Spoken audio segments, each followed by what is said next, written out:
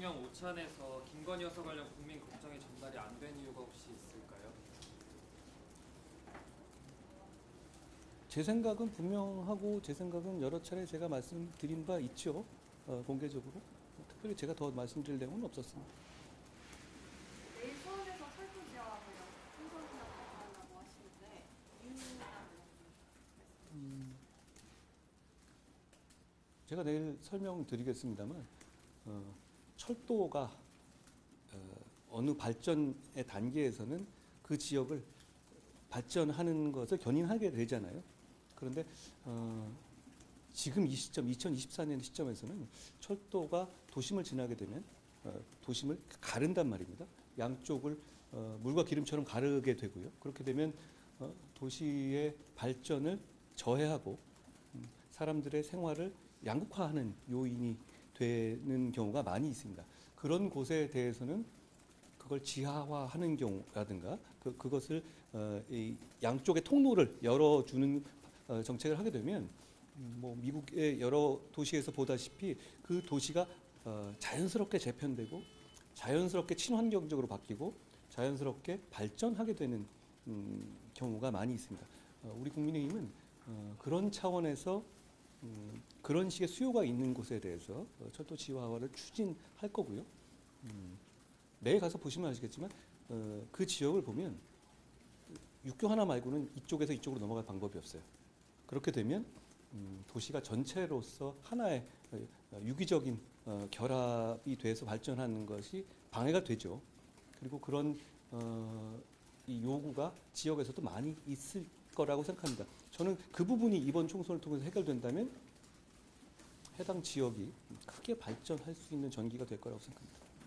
위원장님, 그 대통령실 사퇴 요구가 있고 나서 위원장님 그 김건희 여사 문제에 대해서 말씀을 좀 아끼시는데 대통령실에서 뭐 알아서 잘 대응할 거라고 보시는 건가요? 이렇게 말씀드리겠습니다.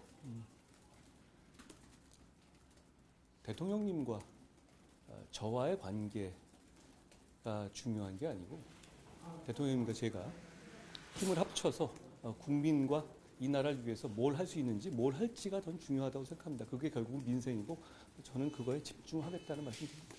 네, 대통령실에서 이제 설 연휴 전에 여사 가방 논란 관련해가지고 입장을 밝힐 수도 있다, 대담형식일 수도 있다 이런 가능성들이 좀 점쳐지는데 필요하다고 보시나요?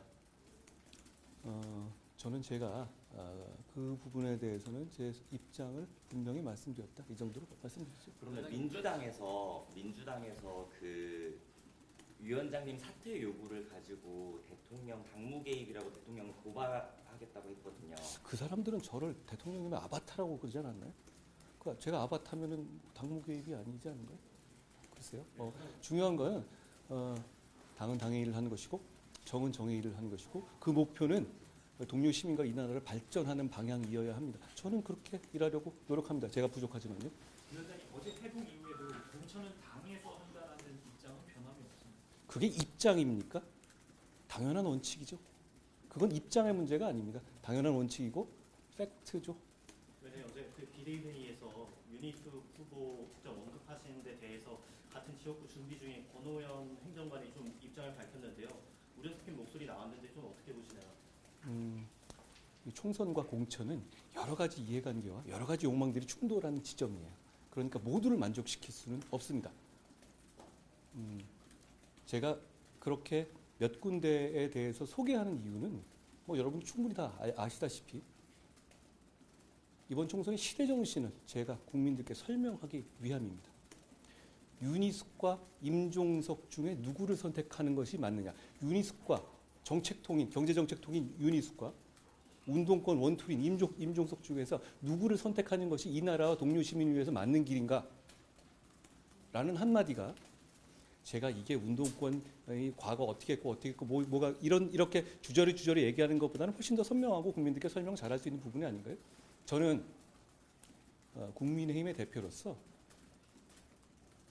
이번 총선에서 시대 정신이 무엇이라는 점, 그리고 우리가 보는 관점이 무엇이라는 점을 잘 설명할 임무가 있는 것이고, 그러기 위해서 가장 효율적인 방법을 앞으로도 계속 생각하고 실천할 겁니다.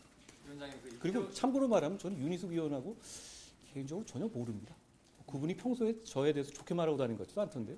그렇지만 중요한 것은 국민들이 보시기에 우리 이번 총선을 통한 해서 우리 정치가 나아갈 길을 저는 그 구도가 선명하게 보여준다고 생각합니다. 그렇다고 해서 제가 그분을 공천한다고 얘기하거나 어떤 공천에 관여해서 어떤 밀어준다는 취지를 말씀드리는 건 아니죠. 다만 그런 경쟁자들 입장에서 그런 불안감이라든가 그런 우려를 말씀하실 수도 있다고 생각해요. 그런 부분에 대해서도 저도 충분히 무슨 말인지 알겠어요. 다만 우리가 이기기 위한 공천을 하고 우리가 이기기 위한 선거를 치르는 과정에서 당대표로서 제가 여러 가지 그런 의견들도 충분히 감수하면서 가겠다는 말씀을 드립니다. 위원장님, 그 임종석 실장님 같은 경우는 경제 파탄의 주범이 윤석열 정부라면서 위원장님이 사과를 오히려 해야 된다 이런 말을 했는데 그게 무슨 맥락이죠? 그게? 이해하시겠어요? 나는 무슨 소리인지 모르겠던데요. 다만 저는 놀란 것은 임종석 실장이 거기 출마 못할 수도 있겠던데요. 그렇죠? 저는 그래서 이재명 대표의 민주당이 뭔가 정신 차리고 운동권 특권 정치를 종식하려는데 동참하려는 줄 알았어요. 그게 아니더라고요. 운동권 특권 정치조차도 만족 못하고 개딸 정치를 하겠다는 것 같던데요. 거기다가 자기 사람 밀어넣고. 저는 이렇게 말씀드리겠습니다. 이재명 대표가 이끄는 민주당은 이번 총선의 목표가 이재명 대표를 지켜줄 사람들끼리만 아주 소수 정예로 모이겠다는 것 같아요. 우리 당은 반대입니다. 자유민주주의에 찬성하는 입장이라면 다양한 생각을 가진 많은 분들이 모여서 국민들의 삶을 개선하는 것이 우리의 목표입니다. 그 차이를 국민께서 저는 알아봐 주실 거라고 생각하고 그 차이를 선명하고 알기 쉽게 그리고 국민들께 설득력 있게 설명하는 것이 이 당을 이끄는 저의 임무라고 생각합니다. 저는 놀랐어요. 임종석 대표가 못 나오실 수도 있겠던데요. 그런데 더 악화되는 것이죠. 그게 오히려 그것보다도 더 이유가 하나잖아요. 이재명 대표 모든 것에 민주당의 모든 지금 민주당 주류의 행동과 말은 이재명 대표라는 사람만 하나만 딱 놓으면 모든 게 다 해석이 돼요. 과한 해석입니까? 전 그렇지 않은 것 같은데요. 그리고 한 가지 더 말씀드리죠. 지금 선거가 70일 남았습니다. 그런데 선거구제를 정하지 못하고 있죠. 누구 때문입니까? 이건 의견이 아니라 팩트죠. 민주당 때문이죠. 자기 스스로도 결정하지 못하고 있다고 하죠. 이유는 뭐죠? 두 가지 아닙니까? 이재명 대표가 비례대표로 나오고 싶다는 것. 그렇죠? 그리고 두 번째. 소위 말하는 이재명 대표 주위에 있는 진영에 있어서 몫을 나눠 먹기 쉽게 하려는 것. 이 두 가지 니즈가 충돌하고 있는 거잖아요. 이게 아니라고 말할 분이 있으신가요? 그런데 왜 국민이 그런 눈치를 봐야 하는 거죠? 지금 70일밖에 안 남아있잖아요. 그런데 왜 국민이 민주당의 눈치를 봐야 하는 겁니까? 민주당이 국민의 눈치를 보지 않고요. 저는 정신 차리라고 말씀드리고 싶습니다. 그리고 부끄러워해야 한다고 생각합니다. 그런 분들만 이재명 민주당의 주류로 모이는 겁니까? 아니면 그 자리에 가면 그렇게 되는 겁니까? 저는 이해하기 어렵습니다.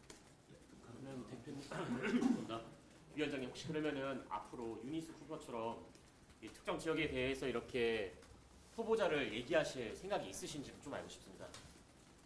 저는 국민의힘의 당대표 역할을 맡고 있죠. 우리가 승리하기 위한 범위 내에서 제가 우리의 어떤 지향이라든가 시대 정신을 말할 수 있는 후보를 얘기하고 소개하는 게 안 되는 겁니까? 그렇지 않습니다. 제가 그렇다고 해서 그분을 반드시 공천하겠다고 말하는 것도 전혀 아니고요. 그러니까 그 점을 이해해 주시기 바랍니다. 그러면 공천이 확정되기 전까지 제가 판사처럼 가만히 있어야 된다고요? 그런 정치는 국민에 대해서 설명을 드리는 역할을 배제하는 것이잖아요. 그리고 과거에 그러지 않았습니까? 그럼 민주당은 그러지 않을 겁니까? 저는 그렇게 생각하지는 않습니다. 다만 아까 말씀드린 것처럼 그런 식의 우려를 가지신 분들의 마음도 제가 감수하겠다라는 말씀을 드립니다. 하나만 더 여쭐게요. 안 그래도 그 공천 관련해서 불공정함 없게 직접 챙기겠다는 말씀도 한번 하셨었는데 오늘 이제 라디오에서 홍문표 의원이 나와서 추념 예산에 대통령 깃발이 남용되고 있다. 어디에서요? 예산에요. 강승규 전 수석님 나오는 곳에서 이제 어떤 그 대통령의 이미지나 이런 것들이 소비되고 있다라고 하면서 공식적으로 문제 제기를 좀 하셨는데요. 그 부분에 대해서 좀 챙길 의향이 있으신지. 총선은 아까 말씀드린 것처럼 굉장히 다양한 욕망과 이해관계가 충돌하는 지점이에요. 여러 가지 말이 나올 수 있죠. 그렇지만 진짜로 그런가요? 저는 그렇게 생각하지 않는데요.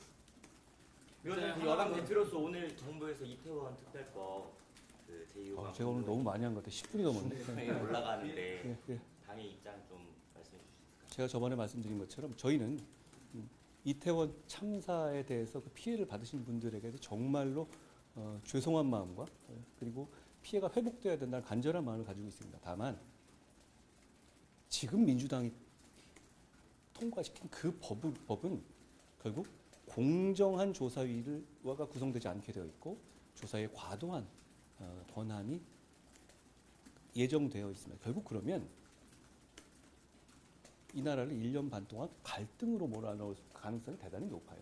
우리 당은 그 법 자체를 반대한다기보다는 이 이태원 참사를 통해서 교훈을 얻고 피해자를 구할 더 나은 방안을 제시하고 있는 단계였습니다. 그런데 그 법은 오히려 이 의장께서 중재했던 어떤 중간적인 내용보다도 훨씬 더 과격한 내용으로 민주당이 통과시켰잖아요.